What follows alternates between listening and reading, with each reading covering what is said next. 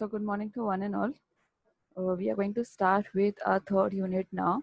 We have completed first two units, that is your servlets in your first unit, and second unit we have learned about the cookies and sessions, request dispatches. So all those things we have completed.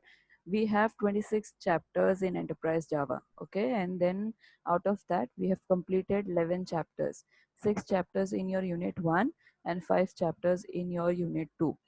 Fine. So 26 chapters, out of that we have completed your 11 chapters. Now 15 chapters are remaining. So again we have 5 chapters in your third unit. Fine. So first chapter what we are going to start today is the introduction to your Java server pages.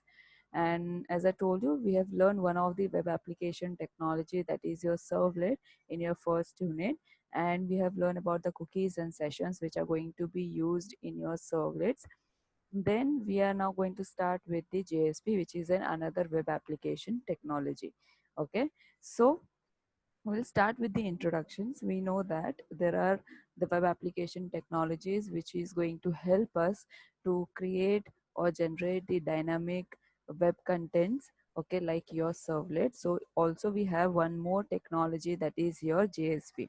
Okay, the only thing about the JSP which is going to differ from your servlet is it is also going to help me to have my static contents like your HTML, or you can talk about you can have the designing things with the help of your JSP for your web pages if you don't want to opt for the HTML.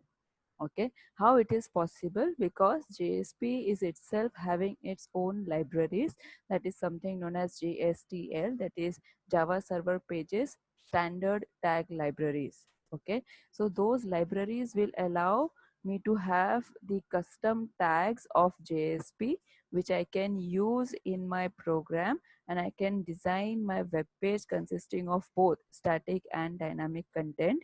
The static content, it will be look like your HTML, and dynamic content means we are going to embed the Java code in JSP to have a dynamic request response.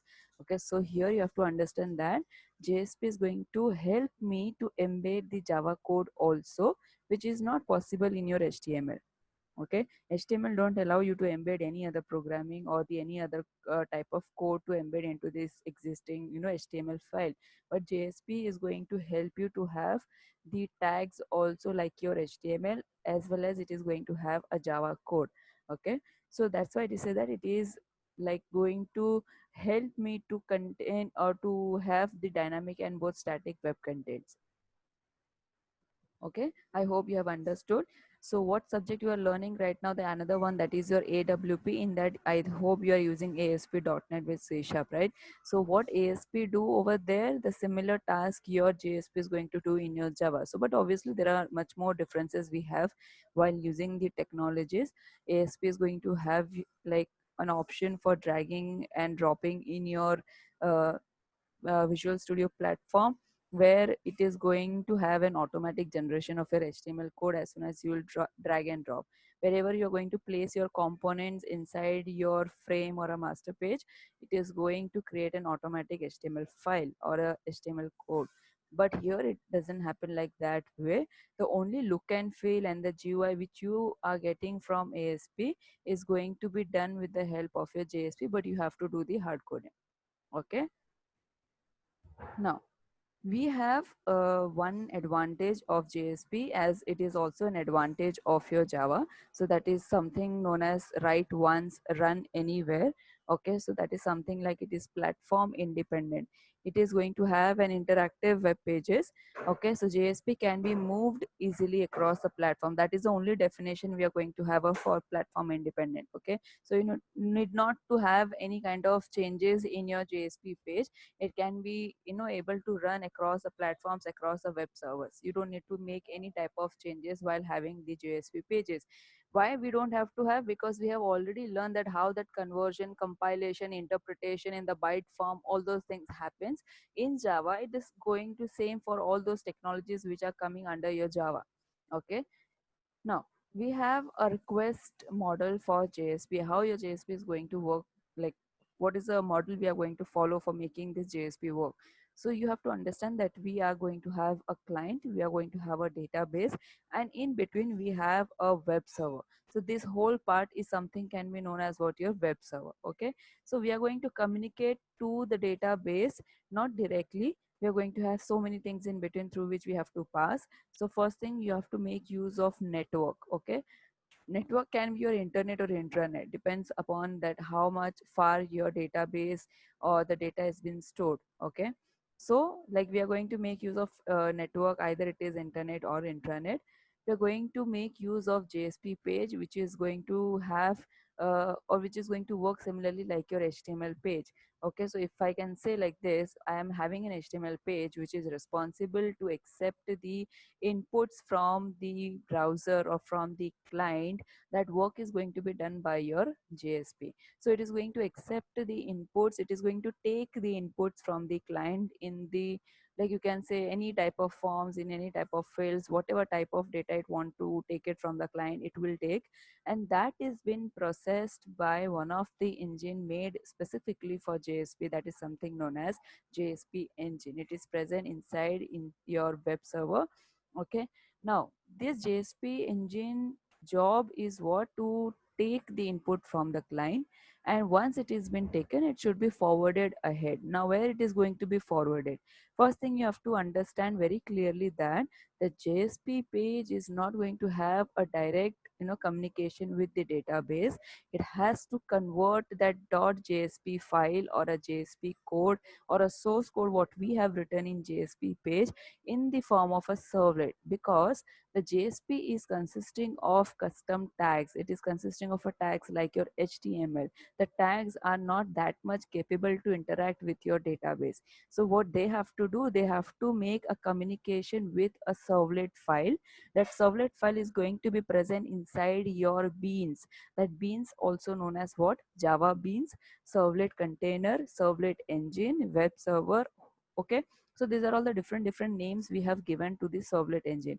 So we have a JSP engine, we have a servlet engine, which is can also be known as Java beans, where Java programs are being executed or servlet code is being executed. So once you have taken the inputs from the browser, from the client using the JSP page, it is being processed using your JSP engine. It will convert the code in the form of a Java code. That conversion you don't have to write it and you don't have to worry it. Okay, that conversion, how it happens, it is already been written in your engines. Either it is in your JSP engine or it is in your servlet engine, or you can say Java bean. Okay, so that conversion, that JSP page and the servlet page should understand to each other. That is written already, you don't have to understand how it is going to work inside. Okay, just what you have to do as your part, you have to redirect your page to your servlet. Okay, so now here the JSP page is been going to your beans where the servlet code is been generated, and that servlet code is going to communicate to your database. Okay, because it is having so many classes for the database connectivity, which is capable enough to have that interaction with the database. Fine, so this is like one request model of your JSP. Like out of this also you can make the advantages and the disadvantages. Advantage is that you can have it for the smaller application, you cannot go with the bigger application with this kind of request model. Okay, you cannot make use of JSP. And now the question is also arises, like if you are making a project of your TUI and you feel that your project is so big that no one can make the big project than you. So I can tell you that it's a very smaller application. You can apply JSP in your project. So your application can be, done with the help of a JSP, or you can do with the help of a servlets. Okay, so it is not that complex structure you are going to make for your application. It just, you're going to have a login form, you're going to have a registration form, you're going to have one database where the registration data are going to get stored, and then in login you're going to fetch the authentication from the database. I think that is very common in all the projects. Okay, so that is like, we can say, the same thing which everyone is going to implement. So that is not a big application, it's a very basic application what we create in our TYBSCIT. Okay, so you can easily implement the JSP. There's not at all a problem you're going to face if you're using this JSP, because it is going to help you with an advantage of having tags as well as Java code into one same place. That's why you don't have to even make write of a servlet code to make that conversion. Okay, this Java beans is created because whatever Java code you are writing inside your JSP, inside the tags of JSP, is been converted automatically in the form of your servlet code. Okay, so that is how your request model is going to work for you. Fine. You feel like in the front end where you are developing your code, you will feel that you have written database connectivity steps in JSP page.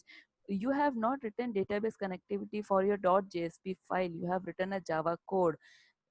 Fortunately, the JSP is supporting Java. That's why we are able to write the database connectivity steps in your JSP. Okay, that database connectivity steps is also going to communicate to your database. But at the behind the scenes, what is going to happen? Your JSP page, first of all, is going to separate the Java code from itself using the JSP engine. It has been passed to the Java beans, which is not physically visible to us, but then it is existing inside our JVM, and then Java Beans is going to execute the separated Java code, and that separated Java code is going to communicate to your database.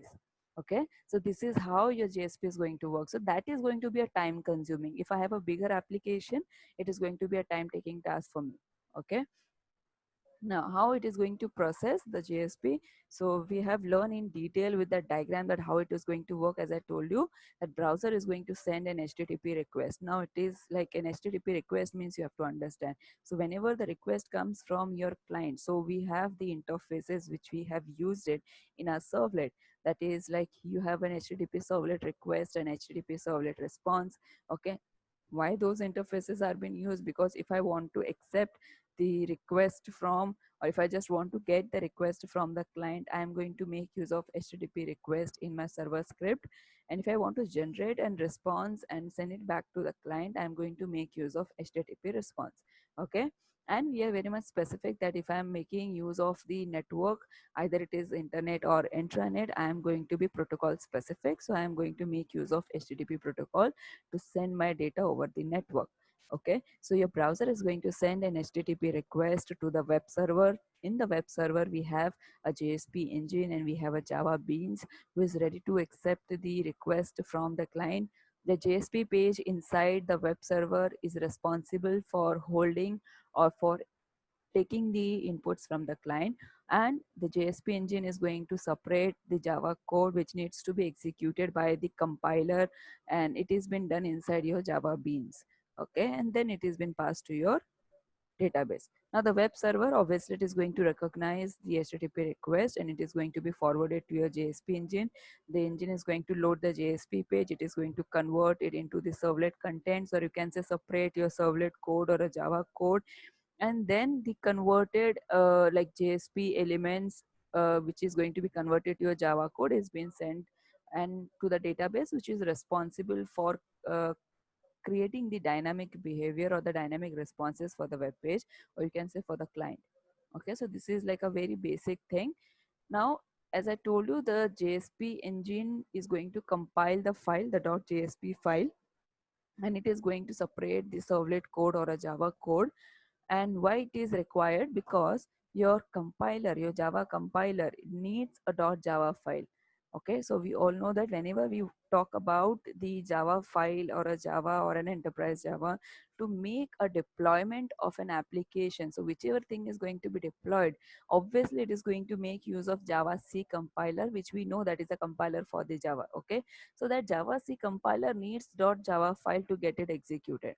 Okay, so what is going to happen? Your JSP engine is going to make that .java file which has been passed to your Java beans, and then the compilation happens, and then executable .class file is going to be generated. So obviously we need a class file in common. The practicals what we have done in the SY, it was a common demand which we were having it, that we need a Java file which needs to be compiled first, and then it has to be converted into the .class file. That .class file conversion never done by me or you, it is been done by the JVM.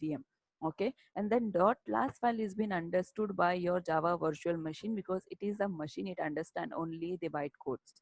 okay, interpreted language. So similarly, if I have a .jsp file which is not been understood by your compiler, so what we have to do, we have to create some mechanism. And as I told you that we already have that mechanism, that is your JSP engine, which is going to do that conversion into the servlet code or separation of the servlet code, which will be considered as a .java file, and which has been compiled using JavaC compiler and been converted into your .class file, which your Java Bean is going to, or your JVM is going to understand, and it is going to generate the response as per the original request.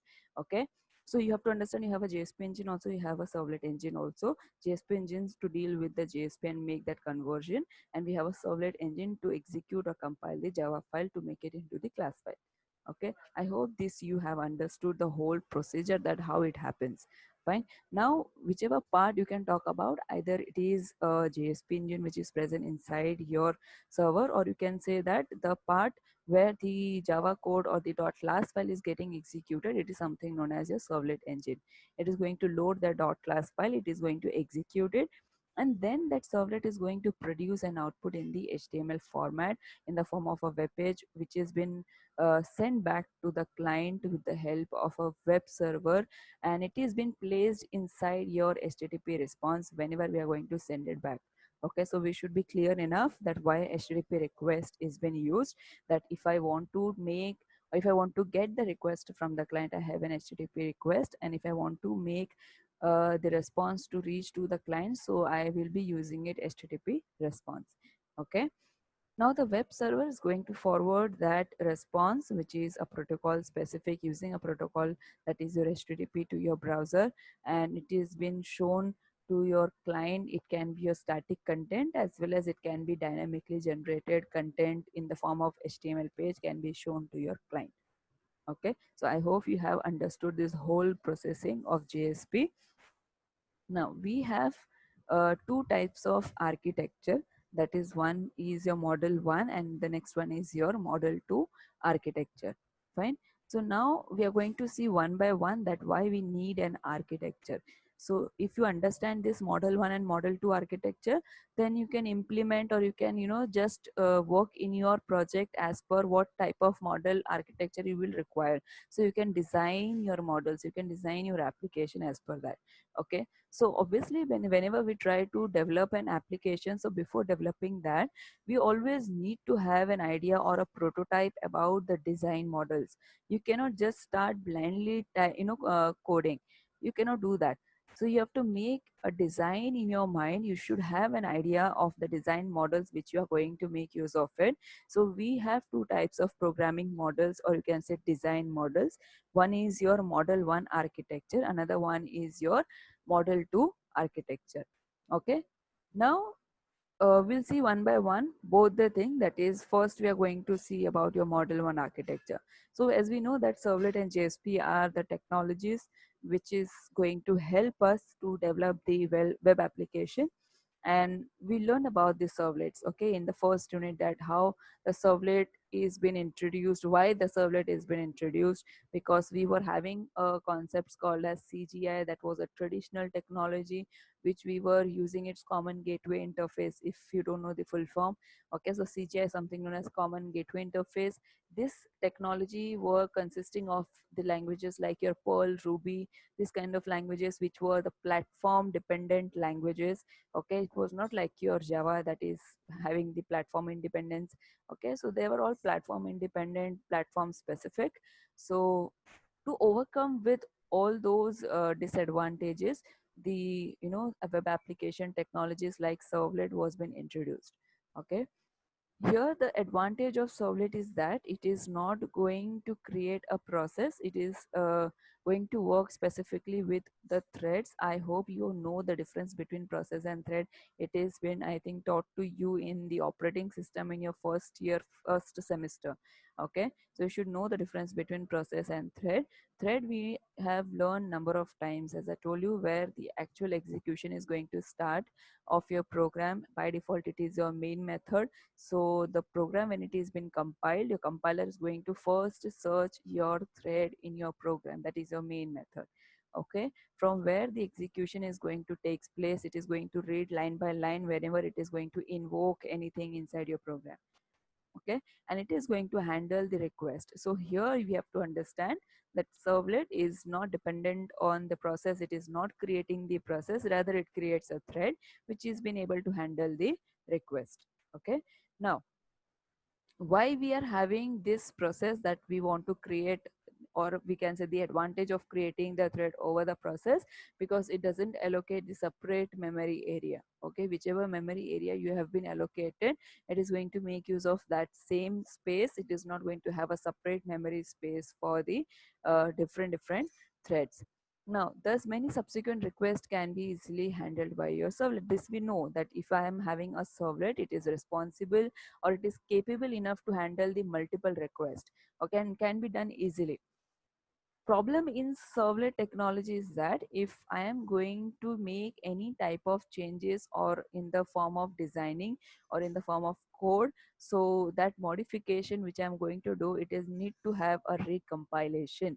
As we know in SY, if I can give you an example, if I'm writing a program, a basic program, okay, and if I'm making like any changes, so I have executed, I have compiled my program in the command prompt. So say for example, I have a syntax error, I have just missed putting the semicolon. Okay, at one of the statement I have not given the semicolon. What I'll do, I'll go back to that file, I'll put the semicolon, but if I'm not saving it and if I'm trying to recompile it, what is going to happen? Again, I am going to get the same error even though I have corrected the error.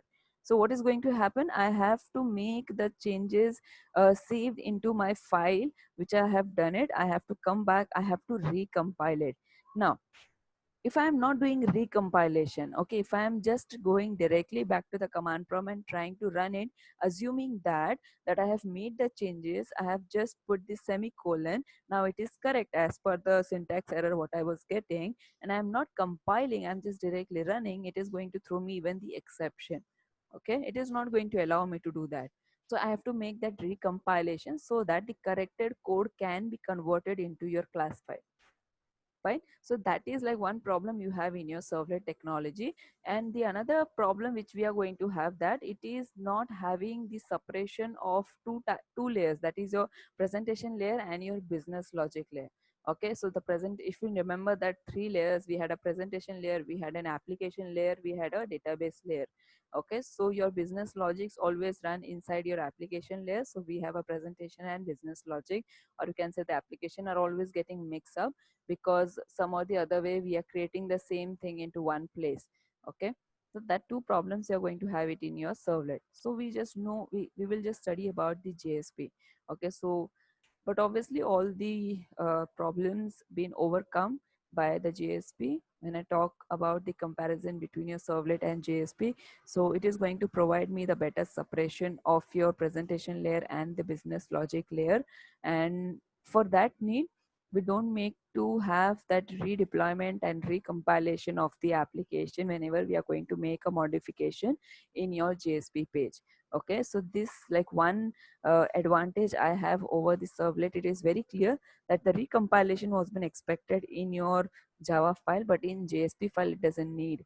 Okay, you can make a modification. It is been considered and it is been like going to be deployed the application. Fine. Now the JSP is going to provide the support to develop the web application using the Java Bean, that is your servlet container. It is going to have a custom tags that, as I have told you already, that is the JSTL. That is something Bean stands for the JSP standard tag libraries. It is having its own libraries consisting of tags like your HTML. So if I'll say the HTML is going to start from the HTML tag, your JSP is going to start from JSP tag. Okay, so like that way we have a custom tags for JSP, and we can put the business logic separate from our JSP, which will be easier for testing and debugging. Fine. Now, as you can see in the figure, what is going to happen in the model 1 architecture, we have a browser who is going to send a request for the JSP page, and the JSP page is going to access the Java bean where the business logic has been written. Okay, so what we are doing it, we are having the presentation layers in one place, and we have a business logic in one place. So they are definitely separated from each other, which never happens generally in your servlet. When we are going to make use of only the servlet container, what happens, whatever we are going to write for the client end as well as the business logic is been placed into one single servlet container. Fine. So now here what is going to happen, the Java bean is going to connect to the database, and the data is going to get saved. Either it is going to get the data from the database depending on what you are trying to do. Either you are manipulating the data or modifying the data, putting the new data into the database, or you're trying to access the existing data. Fine. Response is being sent back to the browser. It is going through the same hierarchy, that is like it is a two-way communication always happen, like it is a bidirectional. So here the Java bean is again going to get the data, make the conversion for JSP, and then it is going back to the browser. So this was all about your model 1 architecture. What advantages and disadvantages we have, we will see that. Okay, so the advantage is that it is very easy and it is very quick to develop the web application. Okay, when we talk about the disadvantage, the very first disadvantage, they are saying that navigation control is decentralized. That means nothing is in one place. So your JSP engine is separated or JSP page is separated. Your servlet code, which is going to run inside your Java bean, is been separated. Okay. So you have to make sure that every page contains the logic to determine the next page. That means if I'm having a JSP page, I should have some logic written in JSP page to identify the other rest of the pages which are been written into the web application. Okay, so that is like one thing you have to understand. Also, if you're going to change the JSP page name, okay, and if you are trying to understand that page, that JSP page with one specific name in rest of the remaining pages, if you're making change into the main file, that is your JSP file. Okay, say for example, I have written abc.jsp file, I have a abc.jsp file. Okay, and similarly with that name I'm trying to identify abc file, that is your JSP file, from the rest of the files. I have 5 servlet files, and in that 5 servlet files I'm calling that abc.jsp for some or the other reason. I'm trying to identify that JSP file with a name called as abc, that 4 servlet files or a 5 servlet file is going to understand the JSP file. So if I'm making the change in the JSP file, the name of the file name, like if I'm trying to have xyz.jsp, I'm just renaming it. So I have to make the changes inside all the servlet files where I'm trying to refer to that page. Okay, so that is also like going to lead to a maintenance problem. And if I'm like another disadvantage, if I talk about, that is going to be time consuming. As I told you, that conversion, creation of the servlet code or the separation of the servlet code, because the tags are not going to be understood by a compiler, so it needs to be get converted, and it needs to be like separating the code which I'm going to write inside your JSP of the Java code. So that all take is going, that all thing is going to take a time. Then lastly, it is going to be hard to extend, that it is, I told you, better for the smaller application, not being suitable for the larger applications. Now the next model architecture is what your MVC model.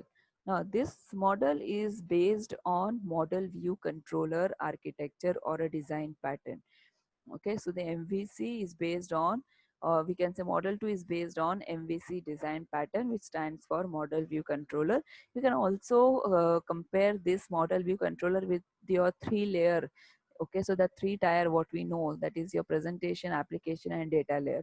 Okay, so here your view layer, your second layer, that is your view layer, is going to work like your presentation layer. It is going to display the data, it is going to represent the data to the client. Okay, so the view layer is been similar like your presentation layer. Now when we talk about the model, it is something where the actual business logic has been written, okay, of the application. So it is can be considered like your application layer. And lastly, that is your controller, which is going to control both, that is your model and view. It is been like acting as an interface between your model and view, and it is going to intercept all the requests which is coming from the view layer, and it is being passed to the model layer to execute the business logic based on the request. Fine. So this is like we don't have the database included, but we have a presentation layer, we have an application layer, and we have a controller who is controlling the request response between this model and view.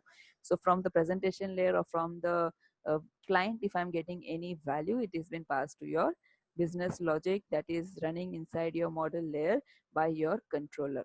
Fine.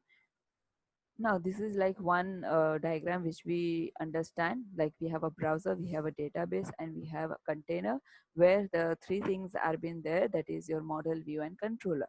So view can be you can present the data using the JSP.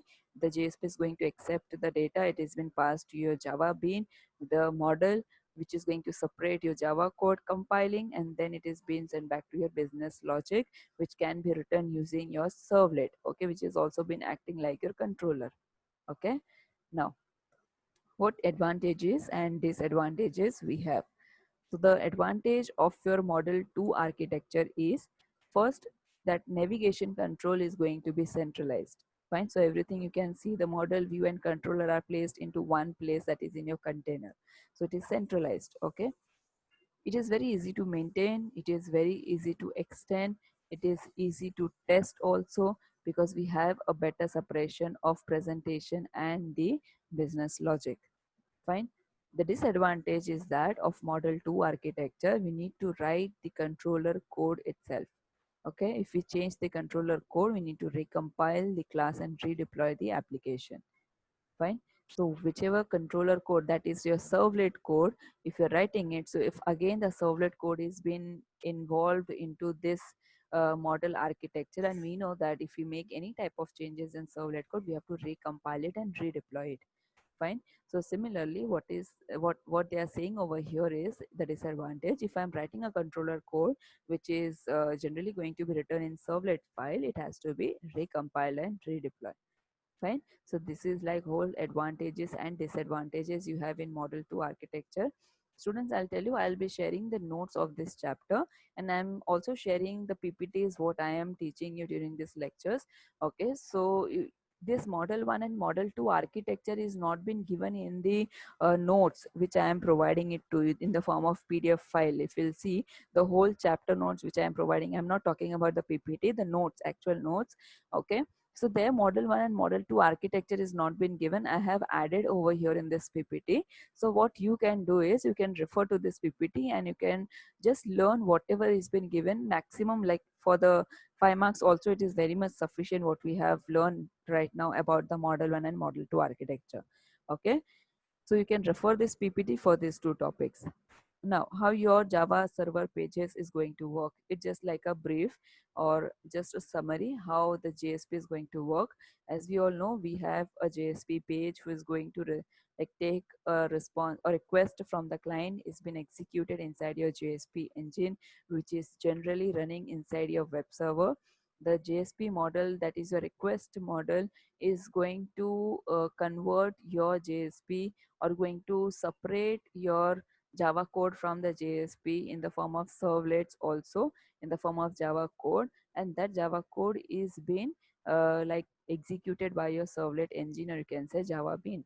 Okay, now the Java code is obviously going to be derived or identified by one of the class, that is something known as HTTP servlet class. We know that if I want to implement servlets, we have an HTTP servlet class, and we are going to make use of do get and do post method to receive the request, and we are going to generate the response, and we are going to return the response in the uh, like HTTP response. Okay, we're going to send the response over the HTTP protocol, over the network using the HTTP protocol.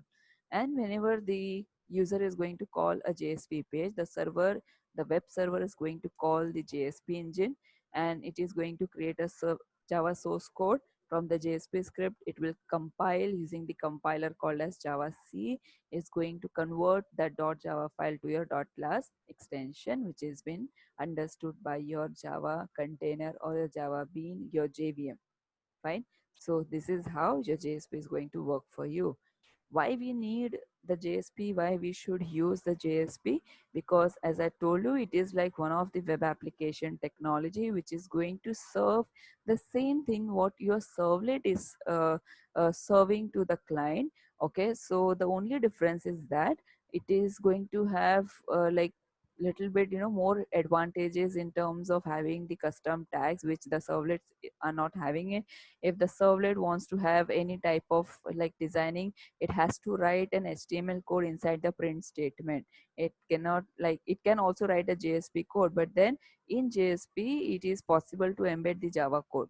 Okay, so that also we can do here in JSP, and it is like overcoming with the problems of your CGI as your servlets were overcoming, and it is having the lot of advantages when you compare with CGI. So but obviously if it is more having an advantage comparatively your servlet, so obviously you're having the advantage comparatively your CGI. Okay, and the next thing which is also like responsible and the point why we are using the JSP, that is the performance. It is having a better performance than your CGI files or the CGI concepts or the CGI technologies. Okay, and it is allowing to embed the dynamic codes of your Java as well as HTML inside a JSP file. But your HTML is not going to allow you to do that. Like HTML is not going to allow you to have the JSP and the Java code to embed into it. Okay, so but JSP is allowing you to do that. JSP are always compiled before it is processed by the server, unlike your CGI technologies, which is requiring that the server should first load the program. Okay, and it should interpret the program, and then only the page request is going to be accepted. So that means here it is like always going to be compiled first in such a form it is been converted, so that your server is going to interpret the things what JSP wants to try to like convey to the server. Okay, so that compilation always happens before the processing. That means the compilation should happen because the JSP is not going to be understood by your server, because it is going to understand only the Java. Okay, so the JSP has been converted to your Java, that is while compilation, and the processing start, that means your interpretation starts by your JVM. Okay, now, the Java server pages are being built on top of the Java servlet APIs. It is like your servlets. It is having all access to the powerful enterprise Java APIs. That means it is able to access all the APIs of the Java APIs. Okay, it can have the JDBC codes also. It can have EJB codes also. It can have JNDI, that is Java naming directory interfaces. Okay, so it can use all the APIs, all the libraries very efficiently. It can use the servlet APIs because it is allowing me to do that. It is allowing me to have an embedding of Java code. Okay, the separation, understanding of Java code all happens with the help of the engines which are present inside your web server. Fine. Now, which are the web servers? You should understand where is the web server, what is the web server. That should be the question. The web server which we are going to make use of is the Glassfish. So Glassfish is going to execute, or it is going to have an engines like JSP engine and servlet engine inside the web server, inside the Glassfish, which is responsible to execute all these things. The Glassfish we are going to install, we are going to add whenever we are going to create an application. Okay, so this whole picture should be clear inside your mind, that how it is working. Fine, there should be some animated pictures in your mind, basically, that how the Java programs and all those things are compiling and then interpreting, how it is happening. This all should be created in your mind. Now, the finally, JSP is an integral part of your Java Enterprise Edition. As we all studying the Java Enterprise Edition 7, so we all should know that this Enterprise Edition or the version of Java is also consisting of JSP. Like it is a complete platform for developing the enterprise class application. It is going to help us. Not only the single JSP is responsible or capable of developing the enterprise application, it needs to have the another technologies also, like your servlets, to have that work together so that they can create an enterprise application. Okay, so it can play a part in the simplest application to the most complex. Simplest application, it can alone create that static and dynamic content for an simple applications, but for a complex and the demanding application, it should be like mixed or integrated with some other technologies which are more capable than JSP to do handle that type of applications, complex application.